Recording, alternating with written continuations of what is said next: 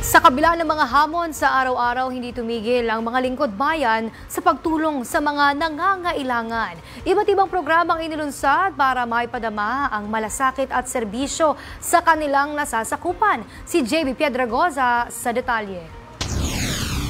Sa Batangas, nagsagawa ng libreng eye check-up para sa mga residente ng District 2. Sa pangunguna ni Representative Jervil Luistro at Mayor Noel Beatrix Luistro, katuwang ang MedCity Diagnostic Center OPC, matagumpay na naisagawa ang libreng konsultasyon.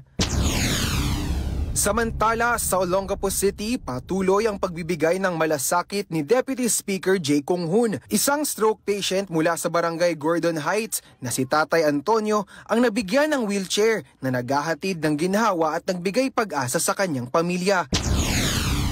At sa Quezon City, umarangkada naman ang QC Dito Passport on Wheels ni Representative Ralph Tulfo na isinagawa sa Barangay Commonwealth Gymnasium. Sa pakikipagtulungan ng Department of Foreign Affairs, layunin ng programa na mapabilis at mailapit ang proseso ng pagkuha ng passport para sa mga residente ng District 2. Para sa totoong balita sa Bagong Pilipinas, JB Piedragoza, Congress News.